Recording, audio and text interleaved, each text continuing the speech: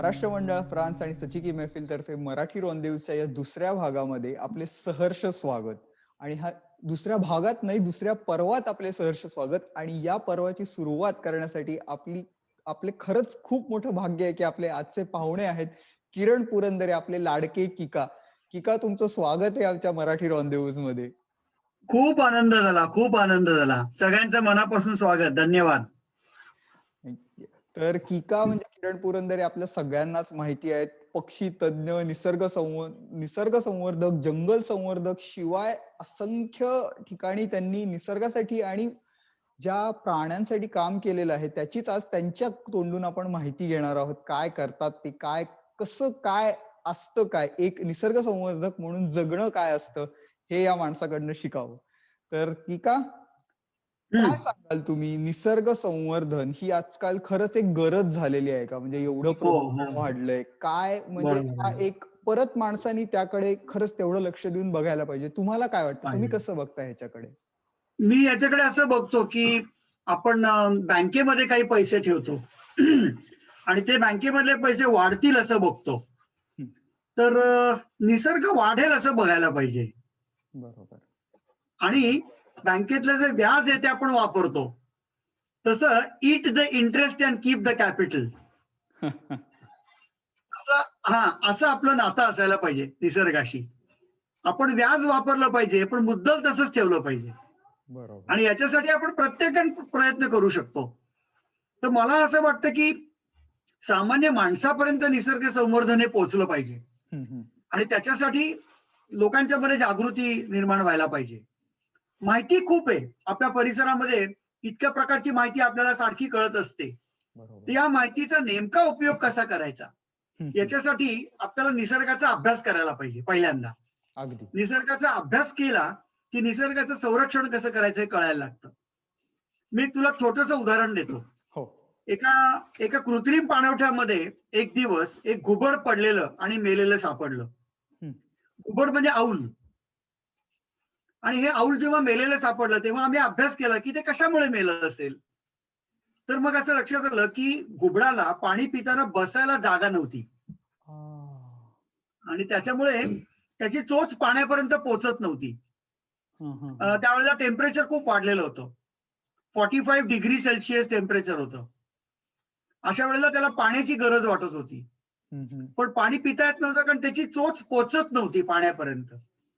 तर म्हणून त्यांनी पाणी पिण्याच्या उद्देशाने पाण्यात उडी मारली आणि मग त्याच्या श्वासनलिकेमध्ये पाणी गेलं, विंड पाईप मध्ये पाणी गेलं आणि इंटरनल सफोकेशनमुळे तो पक्षी मेला. आणि अशा वेळेला त्याची चोच ही पाण्याला लागलेली होती खाली अशी आणि त्याचे पंख हे पसरलेले होते, म्हणजे त्याला पाणी पण प्यायचं होतं आणि पाणी पिऊन उडायचं पण होतं. तर त्याचे पंख थपथपले, ते जड झाले आणि त्याला पाण्यातून उड्डाण घेता येईना आणि त्यामुळे ते बिचारं घुबड मेलं. तर ही एक घटना आहे. तर या घटनेतून आम्ही काय बोध घेतला की पक्ष्यांना उत्तम दर्जाचे पाणवठे निर्माण केले पाहिजेत. बरोबर. आणि त्या पाणवठ्यांमध्ये पक्षाला खाली उतरून पाणी पिता आलं पाहिजे आणि ते पिताना तो ऍक्सिडेंट नाही झाला पाहिजे, अपघात नाही झाला पाहिजे तो पक्षी पाणी पिताना. ते सोप्या पद्धतीने त्याला बर्ड फ्रेंडली पद्धतीने ते पाणी त्याला पिता आलं पाहिजे. बरोबर. तर निसर्गामध्ये अशीच रचना आहे ना. इथे परत निसर्गच आमचा गुरु आहे. आपण म्हणतो ना, बिनभिंतीची उघडी शाळा, लाखो इथले गुरु, झाडे वेली पशु पाखरे यांची गोष्टी करू, बघू बंगला त्या मुंग्यांचा, सूर ऐकूया या भुंग्यांचा, फुला फुलाचे रंग दाखवित उडते फुल पाखरू, बिनभिंतीची उघडी शाळा, लाखो इथले गुरु. अगदी बरोबर. गुरु हे निसर्गात आहेत खरंय. आणि या गुरूंकडनं आम्ही शिकलो आणि मग त्याच्यानंतर आम्ही निसर्ग स्नेही म्हणजे इको फ्रेंडली पाणवठे बनवले आणि महाराष्ट्रात 3,500 पाणवठे असे बनवले आतापर्यंत. आणि या पाणवठ्यांवरती कुठलाही ऍक्सिडेंट न होता पक्षी पाणी पिऊ शकतो, शेवटपर्यंत पाण्याचा थेंब त्याला पिता येतो. तर आता निसर्ग निरीक्षणाकडून आपण निसर्ग संवर्धनाकडे आलो, हो की नाही? हो. तर असं आपण निसर्गाचं निरीक्षण करतच असतो, हो की नाही? उदाहरणार्थ निसर्गाला ज्या काही निसर्गामध्ये घडणाऱ्या वाईट घटना ज्या असतात त्यांची आपण दखल घेतली पाहिजे. आता जंगलातून जाणारे रस्ते असतात, या रस्त्यावरती कितीतरी वेळेला रोड किल्स होतात, म्हणजे प्राणी मरतात, पक्षी मरतात, बरोबर. शेकडो पक्षी मरतात, शेकडो प्राणी रोज मरतात. त्याच्यामध्ये अॅम्फिबियन्स आहेत, सिसिलियन्स आहेत, सरपटणारे प्राणी आहेत, पक्षी आहेत, मॅमल्स आहेत, अॅम्फिबियन्स आहेत. हे सगळे प्राणी आणि पक्षी रोडकिल्स मध्ये मरतात. तर मग आपण काय धडा घेतला पाहिजे? तर आपण यांना वाचवायचं कसं याच्यासाठी प्रयत्न केला पाहिजे. बरोबर. म्हणून अंडरपास केला पाहिजे त्यांना. रस्त्याच्या खालून ते इकडून तिकडे जाता येतील अशी व्यवस्था केली पाहिजे. म्हणजे ऍक्शन घेणं आलं, हो की नाही? म्हणजे ऍक्शन घेतली पाहिजे ना. निसर्गाच्या संवर्धनाची ऍक्शन घेतली पाहिजे. खरंय. मला काय वाटतं की आता खूप माहिती जमा झाली आपल्याकडे, जगामध्ये पण खूप माहिती आहे. निसर्गाचा नाश कसा होतो याची माहिती खूप आहे. मग त्या माहितीचा उपयोग करून आपण निसर्गाच्या संवर्धनासाठी प्रयत्न केला पाहिजे. मी तुला एक गंमत सांगतो. मी गेली कितीतरी दिवस एक एक्सरसाइज करतो. तो एक्सरसाइज असा की रस्त्यावरती काही प्राणी मेलेले सापडले मला, की तिथे माझ्या लक्षात येतं की ते मेलेले प्राणी खाण्यासाठी मुंग्या येतात आणि या मुंग्या तो प्राणी खायला लागतात. तर त्या मुंग्यांना माहिती नसतं की समोरून गाडी येते आपल्या दिशेने म्हणून, आणि एकेका वेळेला 100 200 मुंग्या मरतात, कारण दुसरी येणारी गाडी जी असते त्या मुंग्यांवरनं जाते. कारण मुंग्या या स्कॅव्हेंजर्स आहेत ना, मुंग्या या स्वच्छता पाळतात ना, त्यांना स्वच्छता कार म्हणतो आपण. तर या मुंग्या सगळं खाऊन टाकतात जे मेलेलं असतं ते, आणि ऍक्च्युअली रिसायकलिंग करतात. तर मग मी असं करतो की मला मेलेला प्राणी दिसला की मी तो उचलतो आणि जंगलात नेऊन सोडतो. मग नंतर त्याला लागलेल्या मुंग्या ज्या असतात त्या जंगलात जातात आणि मग नंतर सुरक्षितपणे तो प्राणी खाऊन टाकतात. त्यामुळे मुंग्या मरत नाही. पण याच्यासाठी मला रोज जावं लागतं इकडे, आणि असे 12 किलोमीटर, म्हणजे 12 दुणे 24 किलोमीटर. मी दर 2-3 दिवसांनी माझ्याकडे एक ब्रश आहे आणि एक अशी प्लेट आहे.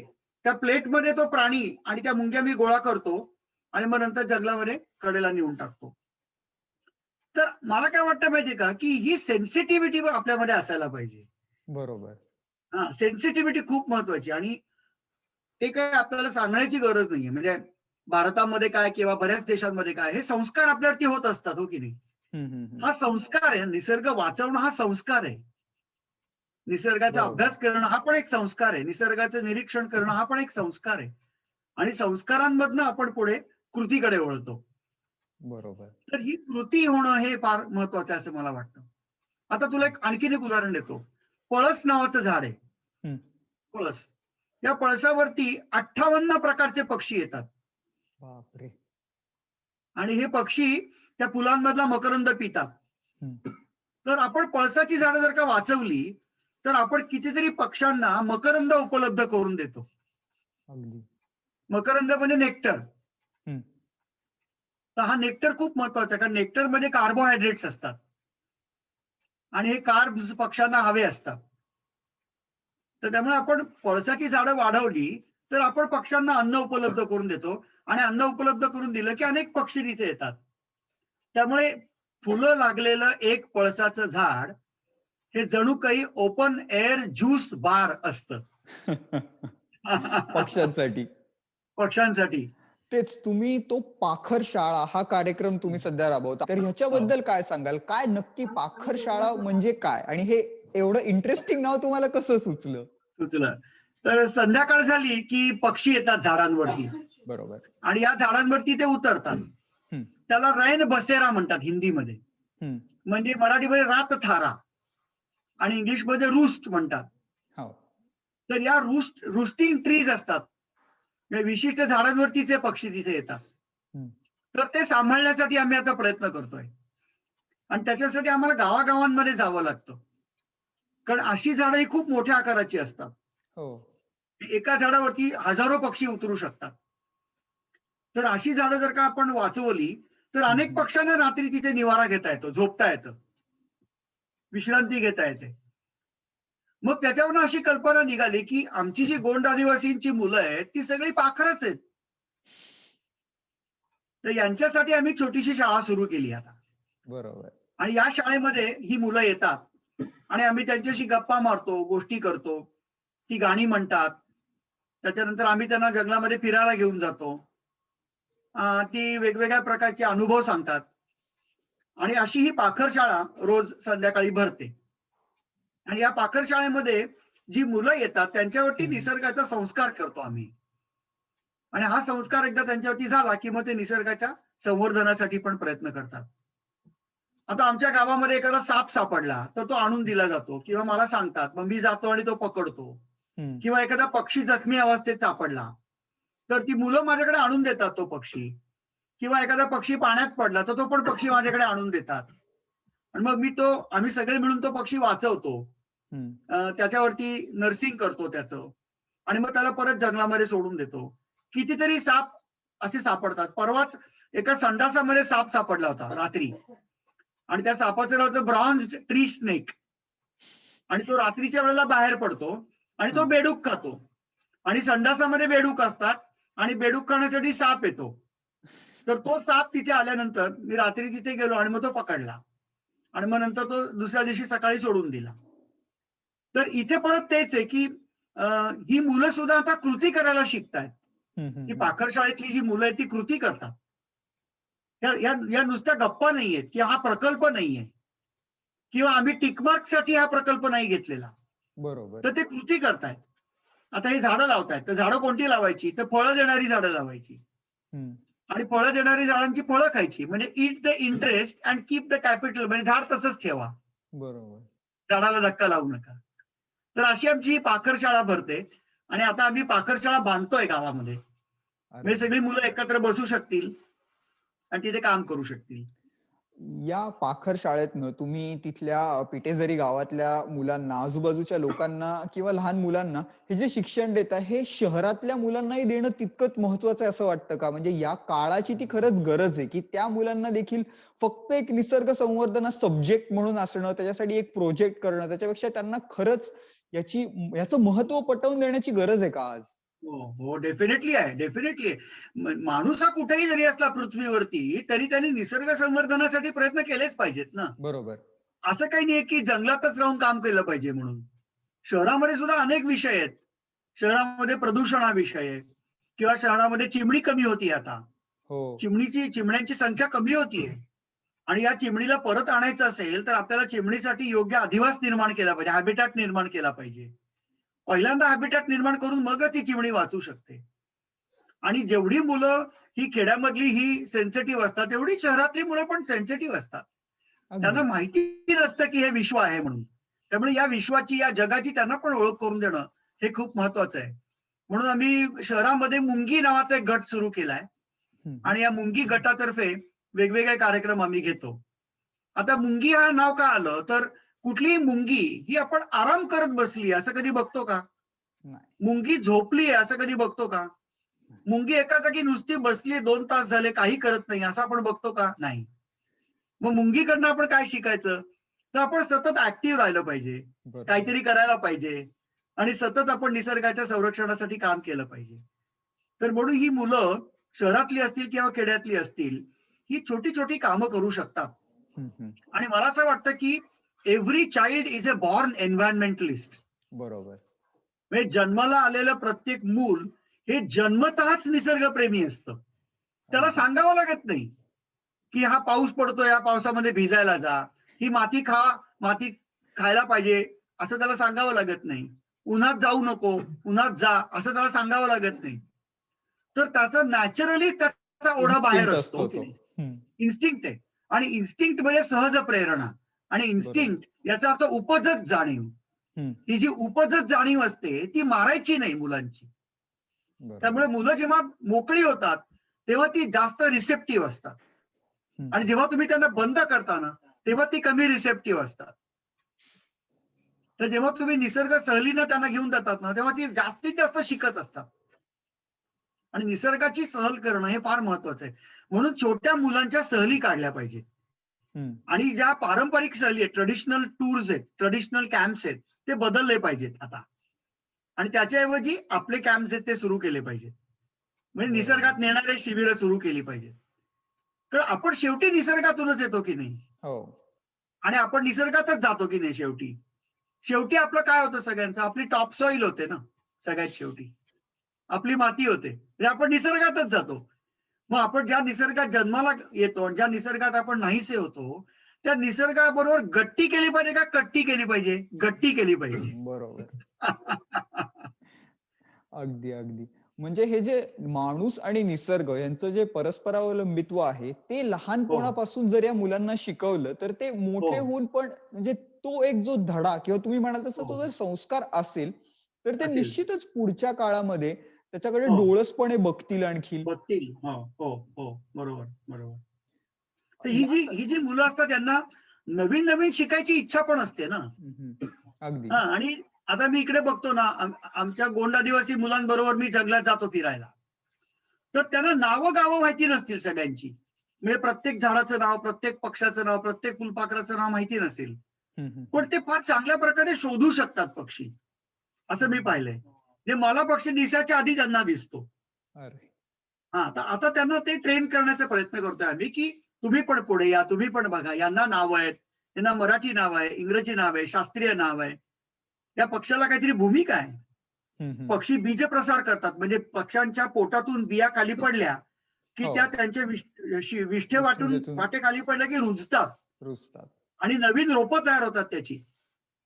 त्याच्यामुळे पक्षी जंगल निर्माण करतात. माणूस जंगल निर्माण करत नाही. माणूस जंगल तोडतो. पक्षी जंगल निर्माण करतात. आणि आपण जे करतो ते प्लांटेशन आहे ना. हो. आपण झाडं लावतो, वृक्षारोपण करतो. आपण जंगल नाही निर्माण करू शकत. त्यामुळे इंदिरा प्रियदर्शनी पुरस्कार हा पक्ष्यांना द्यायला पाहिजे.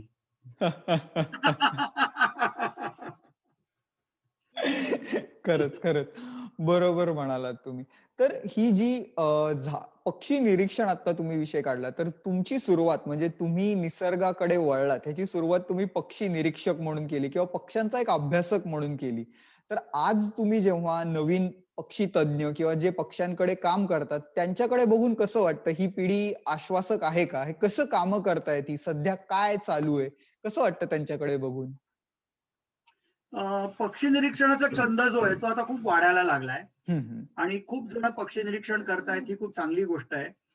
पक्ष्यांचं निरीक्षण करणं आणि पक्ष्यांचं संरक्षण करणं याच्यात खूप फरक आहे. बरोबर. हां, म्हणजे मी एखाद्या पिक्चरला गेलो आणि त्या पिक्चरमध्ये जो मेन ॲक्टर होता त्याची ॲक्टिंग मला प्रचंड आवडली.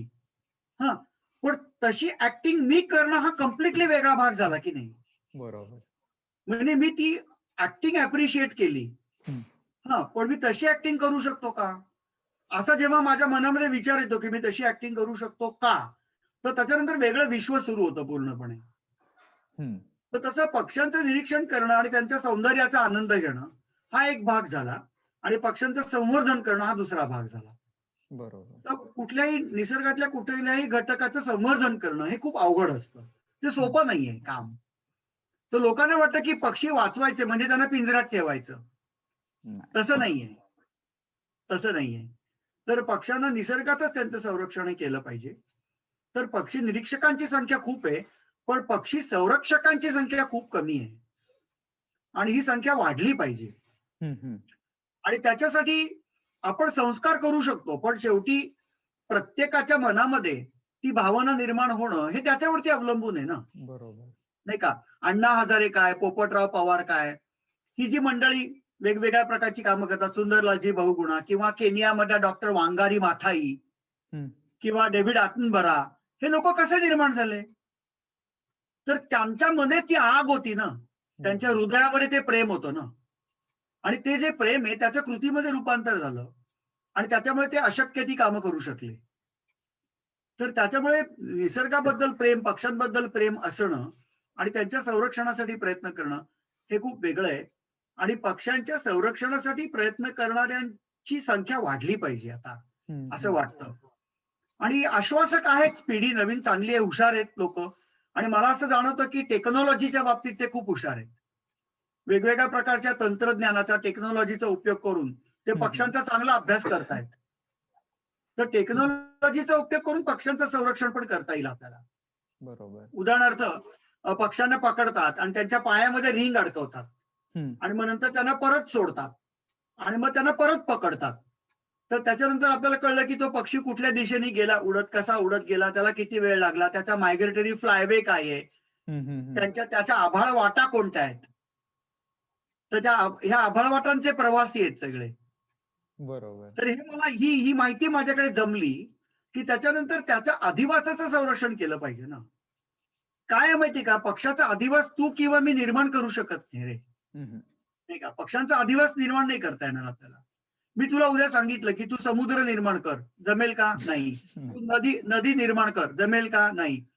तू खारफुटीची जंगलं निर्माण कर, म्हणजे मॅनग्रोव्ह फॉरेस्ट निर्माण कर, नाही जमणार. तर त्यामुळे जे आहे ते वाचवलं पाहिजे. बरोबर. आणि पक्ष्यांकडे आपण इंडिकेटर्स म्हणून बघितलं पाहिजे. Basically they are biological indicators. म्हणजे पक्षी हे निसर्गाचे सूचक आहेत. एखाद्या परिसरामध्ये पक्षी कमी झाले तर त्याचं कारण शोधलं पाहिजे आणि ते कारण शोधून त्याच्यावरती आपण उपाय केला पाहिजे. उदाहरणार्थ किंगफिशर नावाचा पक्षी आहे, तो खूप कमी झालाय. तो हा पक्षी वाचवायचा असेल तर पक्षाला पकडायचं नाहीये किंवा त्याला पिंजऱ्यात ठेवायचं नाहीये, तर त्याचा अधिवास आपल्याला वाचवायचा आहे. त्याच्या संरक्षणासाठी आपल्याला प्रयत्न करायचा आहे. मग किंगफिशर काय खातो? मासे खातो. मग मासे काय करतात? तर मासे पाण्यात राहतात. म्हणजे पाण्यामध्ये प्रदूषण झालं तर पहिला प्राणी कोणता ज्याच्यावरती खूप परिणाम होतो? तो म्हणजे मासा. त्यामुळे जलप्रदूषण थांबवलं तर माशांची संख्या वाढेल. माशांची संख्या वाढली तर किंगफिशरची संख्या वाढेल आणि मग किंगफिशरची संख्या वाढली तर परत ते सायकल चालू राहील. बरोबर. त्यामुळे किंगफिशर हा इंडिकेटर, किंगफिशर हा नदीचा लिटमस पेपर आहे. अरे हा, अगदी बरोबर. आता तुम्ही पिटेझरी गावात इतके दिवस राहताय, तर त्याच्या आधी तुम्ही 400 दिवस नागझिऱ्यामध्ये राहिला होता, त्याचं ते पुस्तक काढलं होतं. सो 2001-2002 या काळामध्ये मी नागझिऱ्याच्या जंगलात राहिलो होतो. ओके. आणि 400 दिवस एका जंगलात राहिलो होतो या. आणि मग त्यावेळेला निसर्गाचा अभ्यास करण्याचा प्रयत्न केला. कुठल्या प्रकारचे प्राणी, पक्षी, फुलपाखरं, कीटक इथे दिसतात हे मी बघत गेलो. आणि मी काय बघायचं ठरवलेलं नव्हतं, त्यामुळे मी जास्त एन्जॉय केलं. हे त्याला इंग्लिशमध्ये म्हणतात, a traveller sees what he sees, a tourist sees what he has come to see. बरोबर. हा ट्रॅव्हलर आणि टुरिस्ट मधला फरक आहे. बरोबर.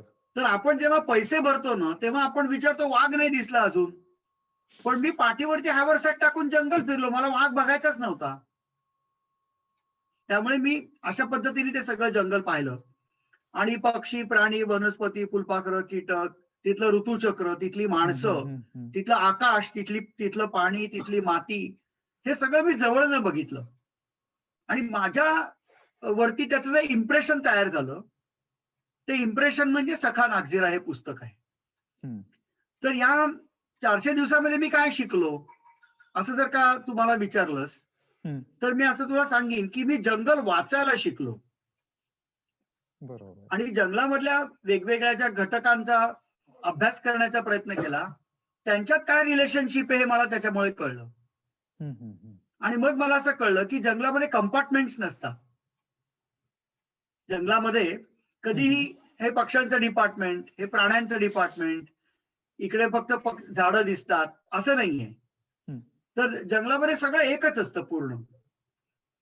त्याच्यामुळे या एकमेकांशी संबंध काय आहे या जीवांचा हे मी अभ्यासण्याचा प्रयत्न केला. आणि मग मी तुला उदाहरण देतो की एका ठिकाणी वाघळं लपलेली असायची आणि ती वाघळं किंवा बॅट्स झाडांची फळं खायची किंवा झाडांची पानं खायची. ती पानं तोंडात धरायची आणि ती चावायची पानं आणि त्याच्यामध्ये आपली लाळ मिसळायची आणि ती लाळ गिळून टाकायची. त्याच्याबरोबर रस पण त्यांच्या पोटात जायचा आणि मग त्याचा जो चोथा असायचा पानांचा तो खाली फेकून द्यायचे. तसंच फळ खायचे, फळ चोखायचे आणि फळाची बी आणि साल खाली फेकून द्यायचे. तर अशा वेळेला खाली पडलेलं जे असायचं त्याच्यावरनं मला ते कोणत्या प्रकारच्या झाडांची फळं खातात हे समजलं. आणि मग मला असं लक्षात आलं की निसर्गात काहीही वाया जात नाही. कारण खाली पडलेली जी फळं असायची त्या फळांवरती मुंग्या यायच्या आणि उरलेला गर पण त्या फळांमधला मुंग्या खाऊन टाकायच्या. त्यामुळे ही जी सिस्टीम आहे निसर्गातली ती किती सुंदर आहे असं लक्षात आलं. पण याच्यामुळे वाया काहीच जात, या सिस्टीम मध्ये काहीही वाया जात नाही. आणि त्याच्यामुळे मला असं शिकायला मिळालं की आपण सुद्धा आपल्या वैयक्तिक आयुष्यात काहीही वाया नाही घालवायचं. खरंय.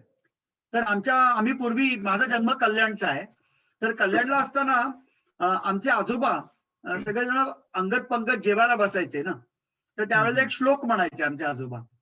तर ते असं म्हणायचे, अति भोजने रोग येतो घराला, उपासे अति कष्ट होती जीवाला, उगासांग अन्नास का दास व्हावे, प्रमाणामध्ये सर्व काही असावे. अगदी बरोबर. प्रमाणामध्ये सर्व काही असावे. खरंच. काही असावे. तर हे जंगलात राहिल्यानंतर प्रमाण काय आहे ते बघायला मिळालं. आणि मग मला असं वाटलं की आपण माणसाकडे दुर्लक्ष करून चालणार नाही ना. माणूस आपण जंगलातलाच एक भाग आहे ना. त्यामुळे लोकांच्या बरोबर जर का आपण राहिलो तर आपल्याला निसर्गाच्या संवर्धनासाठी प्रयत्न करता येतील. कारण निसर्गाच्या संवर्धनाचा कोणताही प्रयत्न हा स्थानिक लोकांना बाजूला ठेवून करता येणार नाही. हो. अगदी बरोबर. आणि त्याच्यासाठीच आपण आता तुम्ही जगातल्या ज्या सक्सेस नाही, त्याच्यासाठीच मी म्हणत होतो, त्याच्यासाठीच आता तुम्ही ते पिटेझरी गावात राहून ही सगळी कामं करताय. तर त्या गावाबद्दल म्हणजे नागझिरा या बरोबर. पुस्तकामध्ये तुम्ही लिहिलेलं आहेच शेवटी. पण त्या गावामध्ये राहून हो. आता तुम्ही एवढी सगळी इथे कामं करताय, तर हा जो निसर्ग आणि माणूस यांना एकत्र आणायचं जे काम आहे, ते तुम्ही आता तिथे राहून करताय. इतकी वर्ष तुम्ही पूर्णतः तिथे राहतात. हे कसं वाटतं? म्हणजे शहरात राहून एखादी गोष्ट करण्यापेक्षा त्यांच्यात जाऊन, तिथे जाऊन हे काम करणं. बरोबर आहे. असं लक्षात आलं की आपण उंटावरनं काही शेळ्या हाकू शकत नाही. आपण त्यांच्या बरोबर राहिलं पाहिजे, जमिनीवरती उतरलं पाहिजे. आणि म्हणून आम्ही असं ठरवलं की लोकांकडे जायला पाहिजे. लोकांनी आपल्याकडे यायची वाट नाही बघायची कधी. आपण लोकांकडे जायचं. तर त्यामुळे मग इथे ठरवलं यायचं. आणि माझी पत्नी अनघा आणि माझी मुलगी सई या दोघांनी भरपूर प्रोत्साहन दिलं आणि आम्ही इथे आलो राहायला. मी आणि अनघा इथे राहतो या घरामध्ये आणि आम्ही या भागामध्येच जे जमेल ते काम करत असतो. वेगवेगळ्या प्रकारची कामं आम्ही करतो. त्याच्यामध्ये स्थानिक लोकांना पर्यायी उत्पन्नाची साधनं कशी करून देता येतील निर्माण, हा त्याच्यावरचा एक मुख्य हेतू आहे. म्हणजे आपण जर का त्यांना ऑल्टरनेटिव्ह इन्कम, पर्यायी उत्पन्न निर्माण करून दिलं तर त्यांचा जंगलावरचा डिपेंडन्स कमी होईल ना, नाही का. जंगलावरचं त्यांचं अवलंबन कमी होईल. आणि हे होत असतानाच निसर्गाचं पण संरक्षण आणि संवर्धन आपल्याला कसं करता येईल याच्याबद्दल आम्ही विचार करतोय आणि काम पण करतोय. जसं मी सांगितलं की जखमी पक्षी, प्राणी सांभाळणं, सरपटणारे प्राणी रेस्क्यू करणं किंवा अत्यंत चांगल्या दर्जाची फळं देणारी झाडं लावणं, निसर्गस्नेही पाणवठ्यांची निर्मिती करणं, नंतर प्लास्टिकला पर्याय म्हणून कापडी पिशव्यांची निर्मिती करणं. या कापडी पिशव्यांची निर्मिती सुद्धा स्थानिक लोक करतात आणि या पिशव्या आम्ही जगामध्ये विकतो सगळीकडे. या पिशव्यांमधनं येणाऱ्या ज्या काही गोष्टी असतात, मी तुला एक नमुना दाखवतो पिशवीचा छोटासा. एक मोबाईल पाऊच तयार केलंय आणि या मोबाईल पाऊच वरती एक छोटस चित्र आहे. अरे किती सुंदर आहे. आणि एका बाजूला मासा आहे हा. अरे मस्त. तर मोबाईल पाऊच इथले लोक तयार करतात. आणि मग हे पण एक बघ एक चित्र. अरे किती छान. आणि मग नंतर मागे आम्ही एक असा लेबल लावलाय, ज्या लेबलवरती इकडच्या महिलांचं नाव आहे, पिटेझरी आदिवासी विकास प्रकल्प, महिला विकास प्रकल्प असं त्याच्यावरती लिहिलेलं आहे. तर आम्ही आता काय करतोय, हे करत असताना आम्ही प्लास्टिकला पर्याय पण निर्माण करतोय ना, आणि शिवाय स्थानिक लोकांना रोजगार पण उपलब्ध करून देतोय ना. अगदी. गेली 8 महिने या कोरोनाच्या काळामध्ये 3,500 पिशव्या तयार केल्या गेल्या आणि या अनेक ठिकाणी गेल्या. म्हणजे तुम्ही सुद्धा या पिशव्या विकत घेऊ शकता. आणि तुम्ही जर का या पिशव्या विकत घेतल्या तर स्थानिक लोकांना रोजगार मिळेल आणि स्थानिक लोकांना रोजगार मिळाला तर जंगलाचं संरक्षण होईल. असं हे डायरेक्ट रिलेशनशिप आहे. हे काहीतरी इथले पैसे शहरात जात नाहीयेत, इथले पैसे इथेच राहत आहेत. एक पिशवी बनवणारी जी महिला आहे तिला आम्ही एका पिशवीचे 15 ते 20 रुपये देतो त्या पिशवीच्या आकाराप्रमाणे. आणि आश्चर्याची गोष्ट अशी की ही चित्र सुद्धा स्थानिक मुलांनी काढलेली, इथल्या मुलींनी काढलेली आहेत चित्र, आणि त्यांचं पेंटिंग पण त्याच करतात मुली. तर हे आम्हाला इथे कळायला लागलं. आणि हळूहळू आम्ही वेगवेगळ्या दालनांमध्ये आता जातोय, वेगवेगळी दालनं बघतोय, आणि त्याच्यातून आणखीन पुढे वेगवेगळ्या प्रकारचे उपक्रम राबवायचे असं आमचं स्वप्न आहे. हे सगळं हा जो तुमचा प्रकल्प आहे ह्याच्यासाठी जी लिंक अवेलेबल आहे ना ती मी खाली डिस्क्रिप्शन बॉक्स मध्ये व्हिडिओच्या खाली देणारच आहे. तर ज्या लोकांना या गोष्टी घ्यायच्या आहेत त्यांनी तिथे खाली जरूर क्लिक करा. खालच्या डिस्क्रिप्शन बॉक्स मध्ये ही लिंक आणि कॉन्टॅक्ट नंबर मी तुम्हाला देतोय.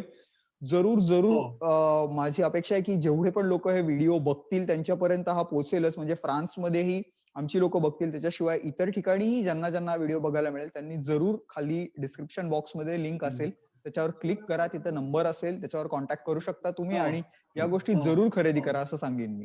बोला की का तुम्ही पुढे.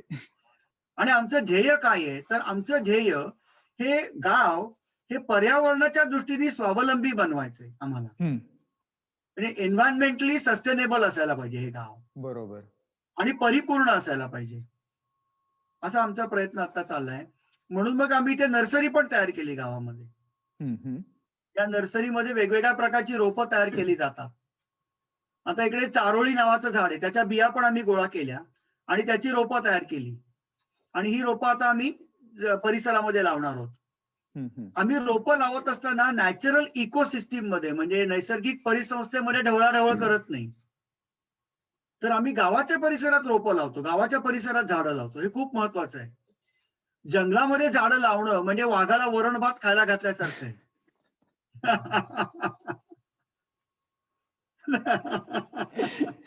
अगदी अगदी बरोबर बोललात. तर या सगळ्यातून आपल्याला असं लक्षात येतं की माणसाचं आणि निसर्गाचं नातं जे आहे ते नातं आपण प्रस्थापित केलं पाहिजे परत. बरोबर. आता आपण दूर दूर चाललोय की नाही निसर्गाबरोबर, निसर्गापासून आपण दूर जातो. बघ ना, शहरामध्ये जे लोक राहतात त्यापैकी किती लोकांच्या पायाला माती लागते? मातीच लागत नाहीये पायाला. पायाला पाणी लागत नाहीये नॅचरल. त्याच्यानंतर आपण वाऱ्यामध्ये जात नाही, पावसामध्ये भिजत नाही, त्याच्यानंतर डोंगर चढत नाही. डोंगर किती सुंदर असतो, हो की नाही? कुठल्याही डोंगरावरती गेल्यानंतर आपल्याला चांगलं का वाटतं, प्रसन्न का वाटतं? तर तिथली जी तरलता आहे ना, ती तरलता आणि आपली तरलता ही जुळू शकते.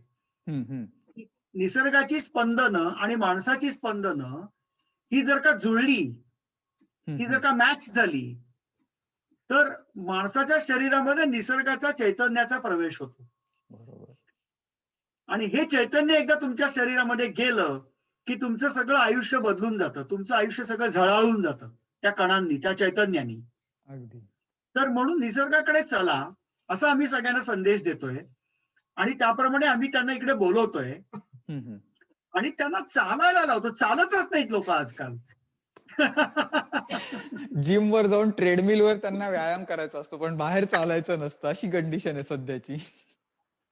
आपल्याला 2 पाय दिलेत की नाही, मग ते 2 पाय कशाला दिलेत? चालायला दिलेत. ते पाय उभे राहण्यासाठी पण दिलेत, पण चालायला पण दिलेत.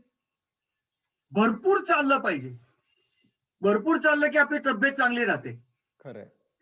त्यामुळे आम्ही चालायला शिकवतोय लोकांना. असं म्हटलं की लोकांना ऐकायला आश्चर्य वाटतं की अरे चालायला काय शिकवताय? ते तर लहान बाळाला शिकवतो आपण की बाबा चाल. तर म्हणून मी असं म्हणतो की बघत बघत चालायचं, चालत चालत बघायचं नाही. बघत बघत चालायचं, चालत चालत बघायचं नाही. फांदीवरच्या पक्ष्यासाठी अवघं झाडच राखायचं. क्या बात. खरंय. म्हणजे पक्षी हा इंडिकेटर आहे. त्याचा अधिवास वाचवला पाहिजे आपण. म्हणजे पक्षी वाचवण्यापेक्षा झाड वाचवलं पाहिजे, वाघ वाचवण्यापेक्षा जंगल वाचवलं पाहिजे. तर आपण आपोआपच सगळी परिसंस्था वाचवण्याचा प्रयत्न करतो. आणि जर का तू प्रत्येकाने स्वतःला रोज एक प्रश्न विचारावा की मी निसर्गप्रेमी आहे का, असा प्रश्न विचारायचा. आणि मग आहे असं उत्तर आलं आतून, आपल्या आतून जर का आहे असं उत्तर आलं, तर पुढचा असा प्रश्न विचारायचा म्हणजे काय आहे? मी निसर्गप्रेमी आहे म्हणजे काय आहे? तर मला जंगल आवडतं, मला झाडं आवडतात, मला पाणी आवडतं, हे सगळं आवडतं. याचा अर्थ काय की मी त्या सगळ्याचा आनंद घेतो की नाही? मग तो आनंद मी वाटला पण पाहिजे की नाही. अगदी बरोबर. वेचावा आनंद, वाटावा आनंद, यापरता आनंद आणखी कोणता. खरंय. हा आनंद वाटला पाहिजे. आणि तुम्ही निसर्गातून आनंद घेता की नाही. मग निसर्गाला थोडस तरी परत करूयात ना त्या बदल्यात. निसर्गाला थँक्यू म्हणण्याची सोय नाहीये. त्याच्याऐवजी काम करूयात निसर्गासाठी. आणि मला असं वाटतं की आपण जर का निसर्गप्रेमी असू आणि आपण जर का संवेदनशील असू, आपण सेन्सिटिव्ह असू, तर आपल्याला निसर्गामध्ये घडणाऱ्या घटना ज्या आहेत त्यांना प्रतिसाद द्यायला शिकतो आपण हळूहळू. बरोबर. उदाहरणार्थ पाण्याचा नळ चालू आहे, पाणी कोणीतरी वाया घालवतंय, तर आपण लगेच तिथे पाणी वाचवण्यासाठी गेलं पाहिजे, हो की नाही. किंवा हा कागद आहे तर या कागदाच्या दोन्ही बाजू आपण वापरल्या पाहिजेत की नाही. हो. आता मी जेव्हा डायरी लिहितो तेव्हा डायरीमध्ये पण सगळी पानं मी वापरतो व्यवस्थित. दोन्ही बाजूला लिहितो डायरीमध्ये. तर ही साधी गोष्ट आहे, पण लोकांना काय वाटतं की हे खूपच रिडिक्युलसली सोपं आहे म्हणून, हो की नाही. तसं नाहीये ना. हे सोपं आहे पण करायला अवघड आहे ना. आणि जी गोष्ट सगळ्यात सोपी असते त्यांनीच निसर्गाच्या संवर्धनाची सुरुवात होते. बरोबर. अवघड गोष्ट नाहीच आहे काही. हे महात्मा गांधीजी जे म्हणायचे ते मला कधी कधी पटतं. ते काय म्हणायचे की तुमची भूक भागेल एवढं सगळीकडे आहे. तुम्हाला खायला मिळेल, तुमच्या अंगावरती कपडे पण येतील, हे सगळं आहे निसर्गामध्ये. सगळं तुम्हाला निसर्ग पोसू शकतो. आणि गेली लाखो करोडो वर्ष निसर्ग पोसतोय की नाही आपल्याला, हे तरी आपण मान्य केलं पाहिजे की नाही. आणि आपण जेव्हा जंगलातून चालायला लागतो तेव्हा मनामध्ये काय आणलं पाहिजे की जे शेजारी झाड आहे, माझी अर्धी फुफ्फुस त्या झाडावरती आहेत. कळलं का. तर त्याच्यासाठी आपण झाड वाचवलं पाहिजे. याचा अर्थ निसर्ग आपल्याला देतो, हो की नाही. मग हे जे देणं आहे ते आपण निसर्गाकडनं घेतलं पाहिजे, पण आपली हाव नाही वाढली पाहिजे.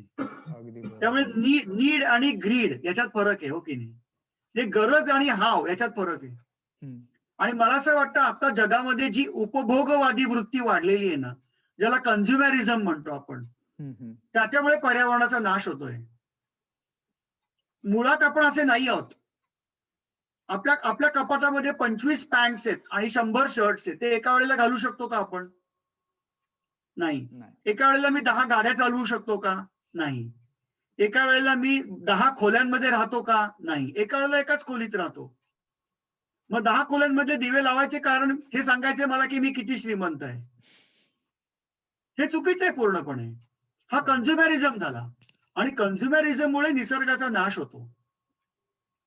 आणि दुसरं महत्वाचं अर्थशास्त्र आणि पर्यावरणशास्त्र, म्हणजे इकॉनॉमी आणि इकॉलॉजी, याच्यामध्ये इकॉनॉमी ही महत्वाची आहे. पहिल्यांदा इकॉनॉमी येते आणि मग इकॉलॉजी येते. जर तुला मी असं म्हटलं की उद्यापासून पैसे कमवू नको, फक्त हवेवरती जग, शक्य आहे का. नाही.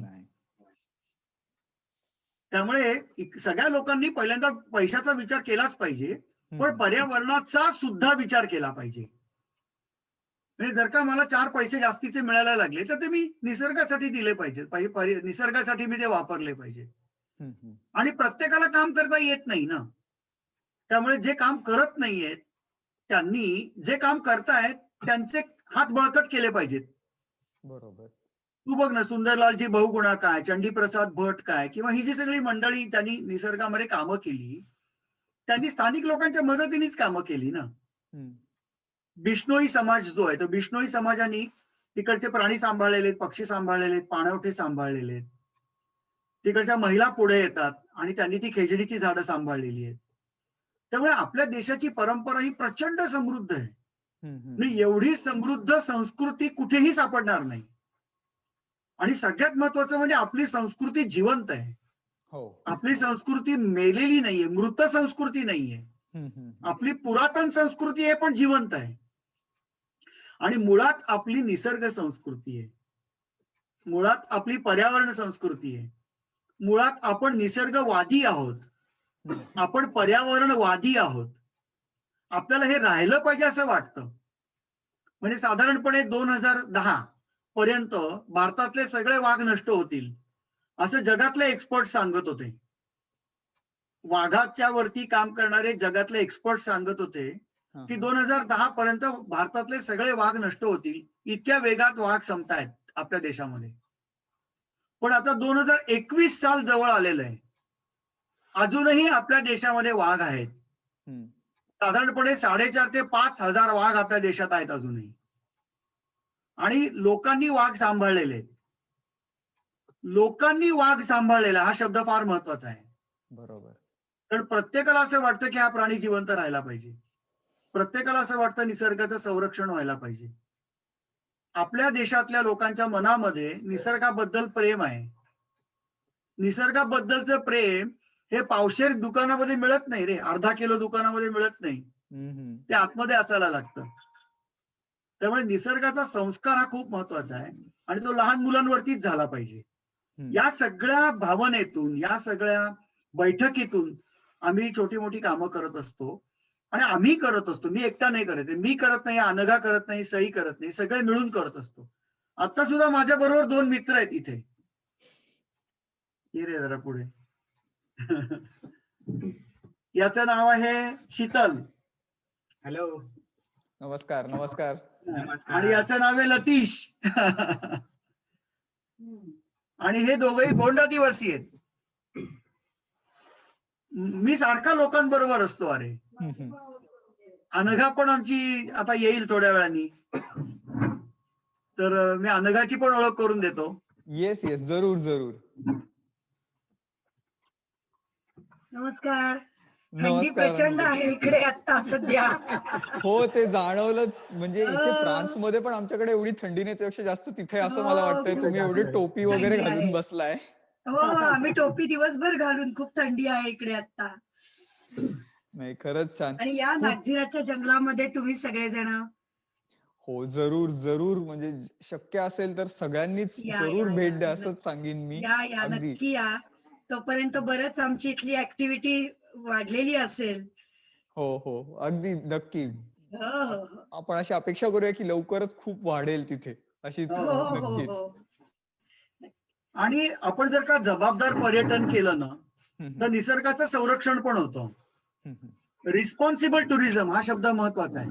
आणि आपण जर का निसर्गाच्या संरक्षणासाठी प्रयत्न करायचा आहे असं म्हणून जर का पर्यटन केलं, तर त्याचा स्थानिक लोकांना फायदा होऊ शकतो. आता या गावामध्ये 25 गाईड्स आहेत, मार्गदर्शक आहेत. त्यामुळे हे मार्गदर्शक तुम्हाला जंगलामध्ये घेऊन जातात, तुम्हाला माहिती देतात. तर त्याच्यामुळे प्रत्येक वेळेला आपल्या मनामध्ये 2 विचार आले पाहिजेत. पहिला विचार निसर्गाचा आला पाहिजे, दुसरा विचार माणसाचा आला पाहिजे. फक्त निसर्गाचा विचार आला तर आपण असं राहू शकत नाही. आपण आयसोलेशन मध्ये राहू शकतो का? नाही राहू शकत. आपण समाजप्रिय आहोत, हो की नाही? तर निसर्गामध्ये सुद्धा कितीतरी समाज असतात. पक्ष्यांचा समाज आहे, मुंग्यांचा समाज आहे, हत्तींचा समाज आहे, सिंहांचा समाज आहे, झाडांचा समाज आहे, झुडपांचा समाज आहे. बरोबर. कम्युनिटीज आहेत, या सगळ्या कम्युनिटीज आहेत. या कम्युनिटीज कोणत्या तत्वावरती चालतात? सहकाराच्या तत्वावरती चालतात. तुम्ही जर बघितलं तर हत्तींच्या मध्ये पण सहकार असतो. एकमेकांना मदत करतात. आणि एकमेकांना मदत करतात म्हणून ते फळतात आणि फुलतात आणि बहरतात.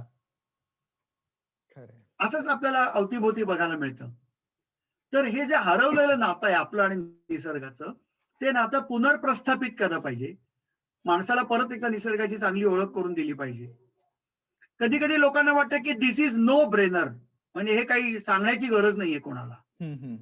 पण तसं नाहीये. काय झालंय माहितीये का, की शहरामध्ये जो लोंढा चाललाय ना सगळा, ते स्थानिक लोकांचा शहरांमध्ये वावर वाढलेला आहे. पण त्यांना जगायचंय ना, त्यांना खायला पाहिजे ना, त्यांना पैसे पाहिजेत ना. बरोबर. तर माझं एक असं तत्व आहे की जर का बायोडायव्हर्सिटी, ज्याला आपण जैविक विविधता म्हणतो किंवा जीविधता म्हणतो, ही जी जीविधता आहे ती कमी झाली तर शहराकडे जाणारे लोक वाढतात. हा, आणि जीविधता जर का टिकली तर शहरातले लोक परत गावाला येतात. बरोबर. म्हणजे हे कोण आहेत शहरात जाणारे? तर शहरात जाणारे लोक हे एन्व्हायरमेंटल रेफ्युजीज आहेत. खरंच बरोबर आहे. ते पर्यावरणाचे निर्वासित आहेत. पर्यावरण जर का समृद्ध असेल तर त्यांना शहरात जायची गरजच नाहीये. अगदी. इकडे इकडे भरपूर जंगल आहे, भरपूर पाणी आहे, भरपूर शेती आहे, झाडं फळं देत आहेत, फुलं फुलतायत, मुंग्या फिरतायत सगळीकडे, नंतर मधमाशा गुंजारव करतायत, भुंगे सगळीकडे दिसत आहेत, सगळीकडे समृद्ध आहे, सुख आहे.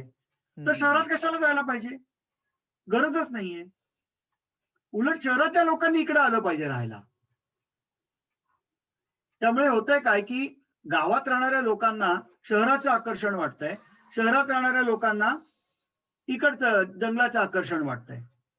खरंय. पण म्हणजे इथे जंगलात येऊन कुठेतरी राहणं, तो इकोलॉजी पण आणि जंगलात इकॉनॉमीचा बॅलन्स कुठेतरी आपल्याला व्यवस्थित साधला पाहिजे, की इथे इकोलॉजी आहे पण त्या लोकांना इकॉनॉमी तेवढी मिळत नाही म्हणून ते इकडे येतात, आणि करेक्ट शहरामध्ये इकॉनॉमी आहे पण करेक्ट इकोलॉजी नाहीये म्हणून नाहीये. ते करेक्ट करेक्ट शांतता मिळवण्यासाठी इकडे येतात. असं इकडे येतात. काहीतरी झालेलं आहे. खरंय खरंय, बरोबर आहे बरोबर आहे. हा बॅलन्स करता येईल आपल्याला. तो कसा करता येईल माहितीये का, की आपण निसर्गाचा विचार करायला सुरुवात केली पाहिजे, तर तो आपल्याला बॅलन्स करता येईल. आपण दिवसभरामध्ये निसर्गाचा किती वेळा विचार मनामध्ये येतो आपल्या, हा पण विचार केला पाहिजे. खरंय. गेल्या 12 तासामध्ये माझ्या मनात निसर्गाबद्दल काय विचार आला, याचा विचार केला पाहिजे, हो की नाही? निसर्ग हा आपल्या जगण्याचा भाग झाला पाहिजे. निसर्ग हा आपल्या जीवनशैलीचा भाग झाला पाहिजे. निसर्ग हा आपल्या ताटामध्ये आला पाहिजे. निसर्ग हा आपल्या अंगावर आला पाहिजे. निसर्ग हा माझ्या अंगात भिनला पाहिजे. खरंय. मग आपल्याला निसर्गाचं संवर्धन करा किंवा कसं करा हे सांगण्याची गरज नाहीये. आणि आपल्या देशातल्या लोकांना हे माहिती आहे. त्याच्यासाठी काही कोणी आपल्याला असं सांगण्याची गरज नाही की निसर्गाचं संवर्धन कसं करायला पाहिजे. निसर्गाचं संवर्धन कसं करायला पाहिजे हे जगाने आपल्याकडनं शिकलं पाहिजे. कारण आपल्या परंपरा खूप जुन्या आहेत, शेकडो वर्षांच्या परंपरा आहेत. हो. तू बघ ना, आपल्या घराच्या दारामध्ये तुळशीचं झाड लावणं किंवा तुळशीचं रोप लावणं किती जुनी परंपरा आहे. हे सांगतं का कोणी कोणाला? कोणीही सांगत नाही. किंवा कोणीतरी असं सांगतं का, आज मी तुळशीचं झाड लावणार आहे, टाळ्या वाजवा, असं कोणी म्हणत नाही. आपण नकळत ही गोष्ट करत असतो, कारण ती आपल्या संस्कृतीमध्ये रुजलेली आहे, ती आपल्या संस्कृतीमध्ये भिनलेली आहे, ती आपल्या संस्कृतीचा अविभाज्य भाग आहे आणि ती आपल्या संस्कृतीशी एकजीव झालेली आहे. संस्कृतीशी एकजीव झालेली गोष्ट हे आपण जाहीररित्या करतो का? नाही करत. नाही. किती सहज करतो की नाही आपण. म्हणजे पूर्वी आपली आजी ही अंगणामध्ये दाणे निवडत बसलेली असायची, तांदूळ निवडत बसलेली, गहू निवडत बसलेली असायची. तिच्या जवळ एखादी भुर्र करून चिमणी आली तर 2 दाणे ती चिमणीला पण टाकायची. ती काय असं म्हणायची का, मी पक्ष्यांना फीड करते त्यामुळे माझं तुम्ही कौतुक करा वगैरे.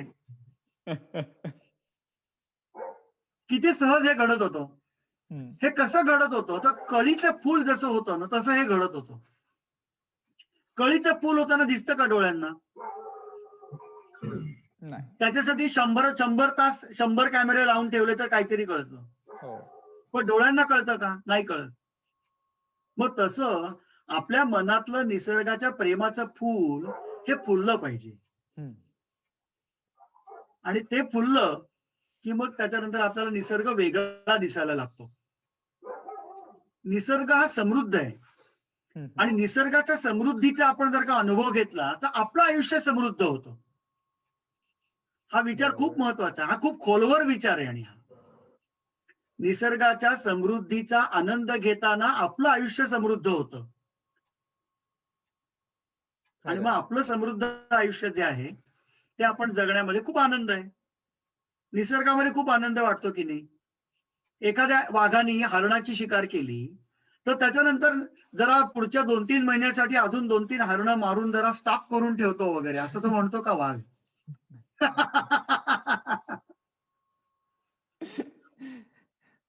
आपण काय करतो, अरे आपण 20-20 वर्ष स्टॉक करून ठेवतो गोष्टी. काय अरे, किती धान्य साठवतो, किती पैसे साठवतो, किती दागिने साठवतो, किती कपडे साठवतो, किती वस्तू साठवतो घरामध्ये. आपले काही जणांची घरं तर वस्तू संग्रहालयांसारखे दिसतात, म्युझियम सारखे दिसतात घरं. तर आम्ही हे करत नाही ना. आम्ही वेगळ्या प्रकारची जीवनशैली अंगीकारलेली आहे. ती प्रत्येकाने तशीच अंगीकारली पाहिजे असं आमचं म्हणणं नाहीये.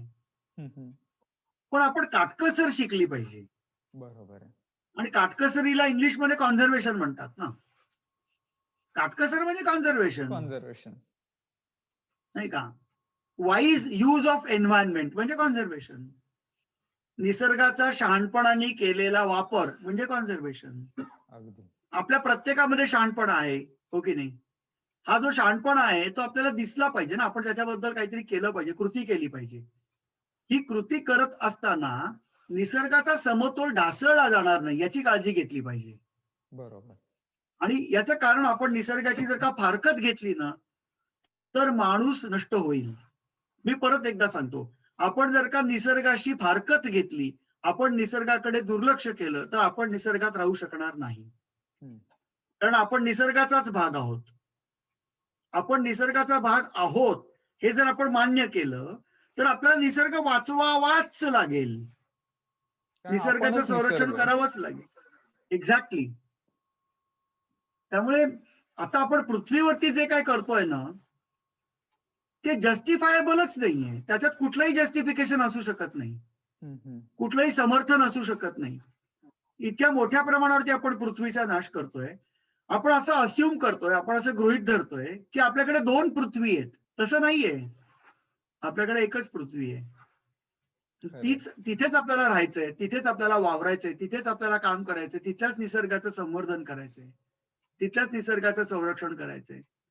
हा जो विचार आहे हा लाखो लोकांपर्यंत, शेकडो हजारो लाखो लोकांपर्यंत पोहोचला पाहिजे हा विचार. आणि आता मी जे बोलतोय ना ते फक्त भाषण देण्यासाठी बोलत नाहीये. तर याच्यातून आपण काहीतरी करायला पाहिजे असं मला मनापासून वाटतं. आणि आपण असं म्हणतो की think globally but act locally. म्हणजे तुमचा विचार हा वैश्विक असला पाहिजे पण तुमची कृती ही स्थानिक असायला पाहिजे. अगदी बरोबर. म्हणजे ग्लोबल वॉर्मिंग काय, क्लायमेट चेंज काय आहेत ना, हे प्रश्न आहेत, नक्कीच प्रश्न आहेत, त्याच्यात काही शंका नाही. भरपूर संशोधन झालेलं आहे त्याच्यावरती. पण संशोधनाचा विचार जेव्हा होतो, जेव्हा संशोधन होतं तेव्हा ते कशासाठी होतं, तर प्रश्नाची सोडवणूक करण्यासाठी संशोधन होतं. बरोबर. मग संशोधन झालं, एवढा जाड ग्रंथ तयार झाला, एवढा जाड. तर त्या ग्रंथामध्ये मांडलेला विचार जो आहे त्याच्यासाठी कृती नको का करायला, स्थानिक कृती नको का व्हायला. अगदी बरोबर. त्या ग्रंथावरती दरवर्षी 1.5 सेंटीमीटर धूळ चढतीये.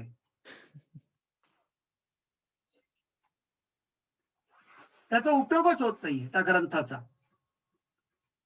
संशोधन खूप होत आहे, संशोधन महत्वाचं आहे. मी संशोधनाच्या विरुद्ध नाहीये. संशोधन खूप महत्वाचं आहे. पण निसर्गाच्या संरक्षणासाठी संशोधन झालं पाहिजे, ज्याला आपण इंग्लिशमध्ये अप्लाइड रिसर्च म्हणतो. रिसर्च अप्लाइड पाहिजे ना. गरुडांची संख्या कमी झाली आहे हे लक्षात आल्यानंतर संशोधन करण्याची पण गरज आहे. त्यामुळे आपल्याला कळेल की का संख्या कमी झाली आहे. आणि संशोधनाच्या शेवटी आपण उपाय पण सांगितले पाहिजेत की हे करा म्हणजे तो गरुड वाचेल. त्याच्यामुळे संशोधक जसे महत्वाचे आहेत तसे ऍक्टिव्हिस्ट पण महत्वाचे आहेत, कार्यकर्ते महत्वाचे आहेत, काम करणारी लोक महत्वाची आहेत, काम करणारे समाज महत्वाचे आहेत. डॉक्टर वांगारी माथाई यांनी केनियामध्ये काय काम केलंय जबरदस्त. त्यांना पर्यावरणाचा नोबेल पारितोषिक त्यांना मिळालं. त्यांनी द ग्रीन बेल्ट मुव्हमेंट नावाची ऑर्गनायझेशन सुरू केली. त्यांनी केनियामधल्या लोकांना अन्नाच्या दृष्टीने स्वयंपूर्ण केलं. बरोबर. आता त्यांचं जे प्रोड्यूस आहे ते रस्त्यावरती मांडतात. मी कितीतरी वेळा केनियाला आणि आफ्रिकेला जाऊन आलोय आतापर्यंत. तर दरवेळेला मला रस्त्याच्या कडेला साध्या साध्या फळकुटांवरती स्थानिक लोकांनी तयार केलेलं उत्पन्न विकायला ठेवलेलं दिसतं. हे उत्पन्न कुठून आलं? हे काय आकाशातून पडले का? बटाटे आणि कांदे आणि बीट रूट्स ही आकाशातून नाही पडलेली, स्थानिक लोकांनी तयार केलेली आहे. मग आपल्याला आपलं अन्न स्वतः तयार केलं पाहिजे हे डॉक्टर वांगारी माथाई यांनी केनियामधल्या लाखो करोडो लोकांना शिकवलं. आणि त्याच्यामुळे त्यांनी अन्न देणाऱ्या बागा तयार केल्या, ज्याला आपण फूड बॅकयार्ड किंवा फूड गार्डन्स म्हणतो. तर तसाच विचार आमच्या मनामध्ये फूड फॉर ट्रीज फॉर न्यूट्रिशनच्या वेळेला आला. की आपणही लोकांना अन्न देणारी झाडं लावायला दिली पाहिजेत. एक्झॅक्टली. हा ट्रीज फॉर न्यूट्रिशन तुमचा खूप एकदम एक इंटरेस्टिंग प्रोजेक्ट आहे. तर त्याच्याबद्दल आणखीन काय सांगाल? म्हणजे नक्की काय हा तुम्ही कसा हे मॅनेज करताय? हा प्रोजेक्ट काय आहे? हा हा तर असे कल्पना आहे की लोकांनी आपल्या परिसरामध्ये आपल्या परिसरातली झाडं लावायची आणि अशी झाडं लावायची की जी फळं देतील आणि ही फळं त्यांनी खायची, स्वतः वापरायची. म्हणजे माझं असं स्वप्न आहे की इकडे फिरणाऱ्या मुलांच्या हातामध्ये कुठल्या तरी कंपनीने केलेले पोटॅटो चिप्स दिसण्याच्या आधी एखादा सुंदर पेरू दिसला पाहिजे, एखादा आंबा दिसला पाहिजे, एखादा डाळिंब दिसलं पाहिजे, एखादी कैरी दिसली पाहिजे, हो की नाही? बरोबर. तर हे त्याच्या मागचे मूळ कल्पना आहे की लोकांनी अशी झाडं लावायची की त्याची फळं त्यांना मिळतील, त्याच्यातून त्यांना अन्न मिळेल त्या झाडांमधनं. आणि मग ही झाडं त्यांनी लावायची. म्हणून आम्ही काय करतो, एका घरामध्ये 2 झाडं देतो आणि ही झाडं त्यांनी लावायची, त्यांनी वाढवायची, त्यांनी त्याचा लाभ घ्यायचा. तुम्ही 2 झाडं लावली आणि जगवली की आम्ही आणखीन झाडं देऊ तुम्हाला आणून, ती पण तुम्ही लावा. तर अशी परिसरामध्ये आम्ही वेगवेगळ्या गावांमध्ये जातो, लोकांना भेटतो, त्यांच्याबरोबर मीटिंग घेतो, त्यांना झाडं लावायला देतो. ती झाडं त्यांनी लावायची, त्यांनी वाढवायची, त्याचा लाभ त्यांना मिळणार आहे आणि त्याच्यानंतर आणखीन त्यांनी झाडं तिथे त्या परिसरामध्ये लावायची. अशा पद्धतीने ट्रीज फॉर न्यूट्रिशन म्हणजे पौष्टिक मूल्यांसाठी वनस्पती संवर्धन, हा त्याच्या मागचा मूळ उद्देश आहे. आता एक समजा शेवग्याचं झाड आहे, त्या शेवग्याच्या झाडाच्या पानांमध्ये ए व्हिटॅमिन असतं आणि त्या झाडाच्या शेंगेमध्ये भरपूर कॅल्शियम असतं. म्हणजे ते दूध पिण्यापेक्षा शेवग्याच्या झाडाची शेंग खावी. तर हे शेवग्याच्या झाडाची शेंगा जर का आपण काढल्या नाही तर काही शेंगा झाडावरतीच राहतात. मग झाडावरती राहिलेल्या शेंगा वाया जातात का? नाही. तिथे पोपट येतात आणि शेंगा खातात. तिथे इतर पक्षी येतात आणि शेंगा खातात. तिथे खार येते आणि शेंगा खाते. याचा अर्थ जेव्हा तुम्ही झाड लावता तेव्हा तुम्ही माणसाचं जीवन पण समृद्ध करता आणि निसर्गाची एनहान्समेंट करता. बरोबर. निसर्गाची वृद्धी हा शब्द फार महत्वाचा आहे. मल्टिप्लिकेशन, गुणाकार व्हायला पाहिजे, वजाबाकी नाही झाली पाहिजे, गुणाकार व्हायला पाहिजे आणि याच्यासाठी स्थानिक लोकांनीच मदत करायला पाहिजे. म्हणून आम्ही इथे लोकांकडे जातो. लोक आमच्याकडे येण्याची वाट बघत नाही. आम्ही लोकांकडे जातो. हा प्रकल्प वेगळा आहे. हा ऐकल्यानंतर असं वाटेल की खूप सोपा प्रकल्प आहे, पण याच्या मागे विचार आहे. त्या प्रकल्पाच्या मागे स्थानिक लोकांकडे जायला पाहिजे आणि त्यांच्या मनामध्ये निसर्गाबद्दलचं प्रेम निर्माण करून त्यांच्या घराच्या परिसरामध्ये अन्न देणाऱ्या झाडांच्या बागा तयार केल्या पाहिजेत. त्याच्यामुळे ग्रीन क्लस्टर पण तयार होतील, छोटे छोटे हिरवे पुंजके तयार होतील.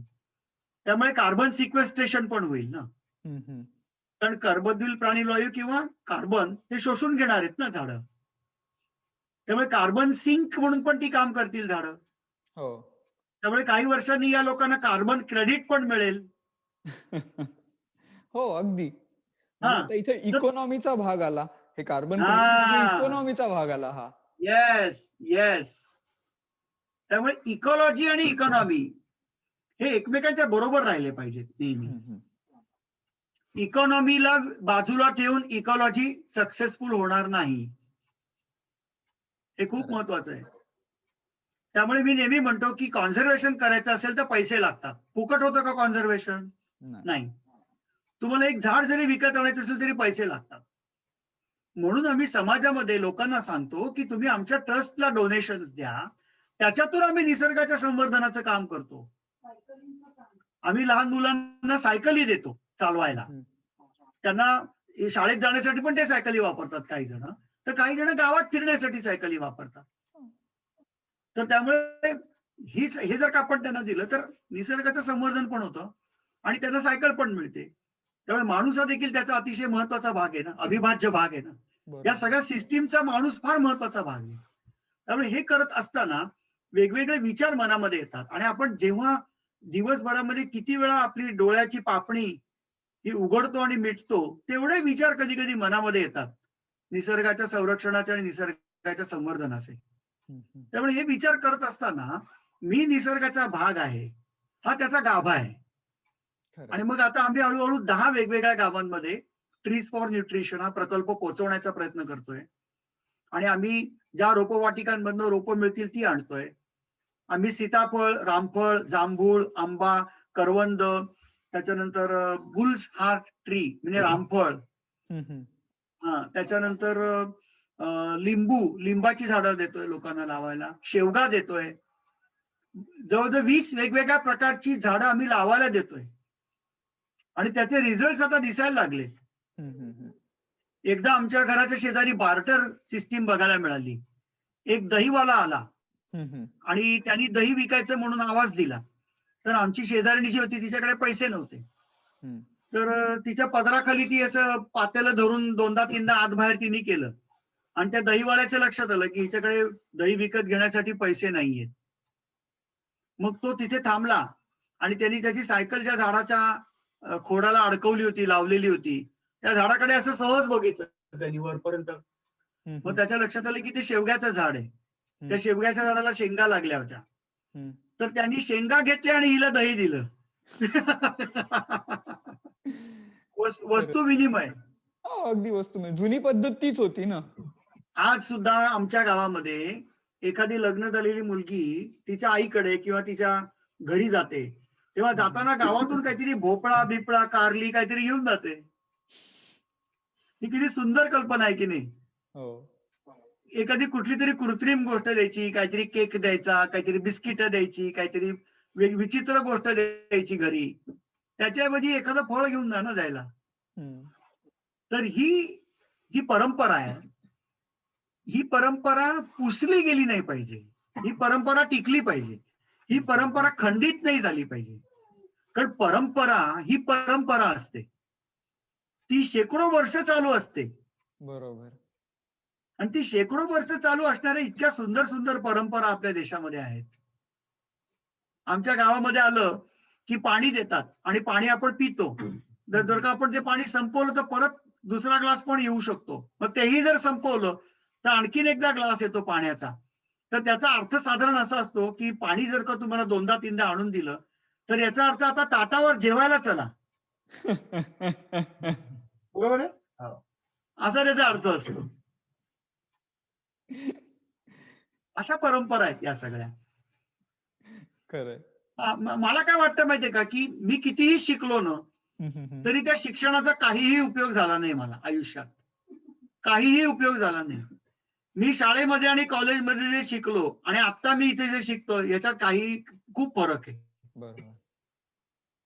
मला शिक्षणाने शहाणपणा अजिबात आला नाही. माझ्या शिक्षणामुळे मला पैसे मिळाले नाहीत. कारण मी शाळा कॉलेजमध्ये जे शिकलो आणि आता जे करतो त्यांचा काहीही संबंध नाहीये. माझी जी पॅशन आहे, माझी जी निष्ठा आहे, माझा जो ध्यास आहे तो मला कोणीही शिकवला नाही शाळेमध्ये. ध्यास म्हणजे काय हे शिकवलं नाही. विचार कसा करायचा हे शिकवलं नाही. आनंदी कसं राहायचं हे शिकवलं नाही. त्यामुळे मी सगळ्यांना सांगतो तुम्ही काहीही शिकू नका. तुम्ही निसर्गात जाऊन राहा. तुम्ही एखाद्या गावात जाऊन राहा. तुम्हाला ते गाव तुम्हाला शहाणं करेल. तुम्ही गावाला शहाणं करू शकत नाही. गाव तुम्हाला शहाणं करणार आहे. तुम्ही गावाला शिकवू शकत नाही. गाव तुम्हाला शिकवणार आहे. लोक तुम्हाला शिकवणार आहे. लोकांकडनं शिकायचंय आपल्याला. महात्मा गांधी काय म्हणत असत, मी लोकांबरोबर राहिलो म्हणून मी एवढा समृद्ध झालो ना. लोकांची संवेदना त्यांना समजली ना. बरोबर. लोकांची संवेदना आपल्याला समजली की त्या लोकांबरोबर राहताना मजा येते. खरंय. आयुष्यातला प्रत्येक क्षण आपल्याला आनंदी वाटायला लागतो. त्यामुळे आपल्याला कंटाळा येत नाही. प्रचंड एनर्जी निर्माण होते आपल्यामध्ये. आणि आपल्यामध्ये अपरंपार ऊर्जा आहे हे आपल्याला केव्हा कळतं, जेव्हा आपण लोकांबरोबर काम करतो तेव्हा कळतं ना. किका तुम्ही खूप खूप माहिती दिलीत आणि प्रचंड म्हणजे माहितीचा खजिना भांडार उघडून आमच्या समोर उपडा केलात अक्षरशः. मी तुमचा खूप खूप आभारी आहे. महाराष्ट्र मंडळ फ्रान्स तर्फे आणि सचिकी महफिल तर्फे मराठी रॉन्देवूच्या या भागात तुम्ही आलात त्याबद्दल तुमचे खूप खूप खूप आभार. धन्यवाद. Thank you so much. धन्यवाद.